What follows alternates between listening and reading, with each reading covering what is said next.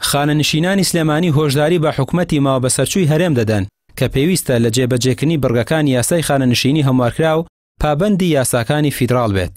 وتەبێژ یەکێتی خانەنشینان لقی سلێمانی لەبارەی کەمکردنەوەی تەمەنی خانەنشینی لە 63 ساڵەوە بۆ 6 ساڵ دەڵێت جێبەجێکردنی ئەو بڕیارە بەبێ هەژمارکردنی پلەبەرزکردنەوە بۆ ئەو فەرمانبەرانەی خانەنشین دەبن ستەمێکی گەورەیە.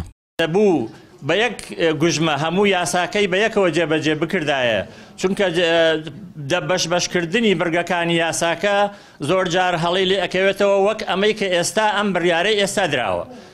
6 ساڵ تەمەن بۆ خانەنشین بوون ڕاستە لە یاسای عێراقیدا دوای هەموارکردنەوەی یاسای ژمارە 9 لە ساڵی 2019دا بە مادەی 26 ئەو یاسایە لە 63 ساڵەوە تەمەنی خانەنشین بوون لە عێراقا کرا بە 6 ساڵ، بەڵام لە هەرێما لەبەر ئەوەی کە هەر تەنها یاسای 27 ساڵی 2006 جێبەجێ دەکرا تا ئێستایشی پێوە بێ بە 63 ساڵ خەڵک خانەنشین دەکرا.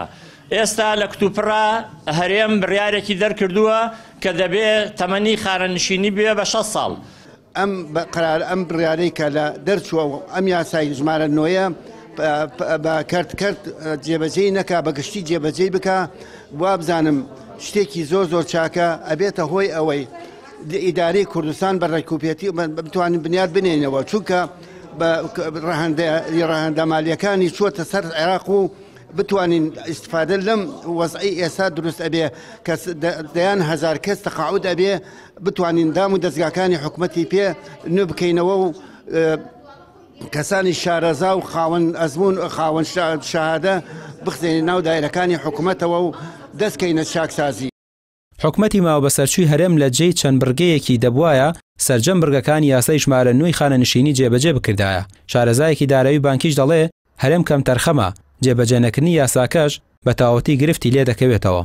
خۆی ئەم بڵێن دابەزاندنی نرخی تەمەنی خانەنشینە لە ساڵی 2009 من ئەمشو سێری مقابلێکی سەرۆکی هەیئەی خانەنشینانی عێراقم کرد، باسی لەوە کرد کە ئەمان پەشیمانن لەوەی کە ئەوستا بڵێن تەمەنی خانەنشینیان کەم کردوێتە بۆ 6 ساڵ لەبەر سێ هۆکاری گەڕاندەوە. یەکەمیان وتی لەبەر ئەوەی ئەمانە کە بڕەپارێکی زۆر لە موچەکانیان نەبڕێ بە حکومەی موچ ئیسمەکانیان زۆرە، ئەمە سندوقی خانەنشینی ئەمەی نەما و خاڵێکی تریان باسی ئەوەی کرد کە ئەبێ 18 موچیان پێ بدرێ، 6 موچیان هی بەدەل ئیجازاتەوە بڵێ ئیجازاتی متراکمیان، 12 موچەکەی تریان هی ساڵەکە خاڵێکی تریشانەوەیە کە لە 6 ساڵ و 61 و 62 تا 63 ئەمانە زۆرترین خبران هەیە لە یەک کاتا خبرەکان لە ناودام و دەستگاکانەوە هەل لەبەر ئەوش ئێستا لە هەوڵی بەرزکردنەوەن، یعنی ئەبووە دراسەیەک بکرایە حکومەتی هەرێمی کوردستان ئەم پەلەپەلی پێوە دیار نەبووایە هەتا چاوەڕوانی بەغدای بکردای لە ئێستاشا جێبەجێ کراوە.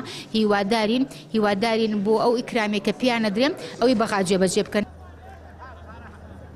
کۆتایی ساڵی ڕابردوو حکومەتی ماوەبەسەرچووی هەرێم یاسای خانەنشینی یەکگرتووی جێبەجێ کردو، موچەی خانشینانی هاوتای ناوەند کرد. لە چەند ڕۆژی ڕابردووشدا بڕیاری کەمکردنەوەی تەمەنی خانەنشینی بۆ 6 ساڵدا لە کاتێکدا ئەنجومەنی نوێنەرانی فیدراڵ بەنیازە لە ڕێی هەموارێکەوە تەمەنی خانەنشینی بۆ 63 ساڵ بەرز بکاتەوە.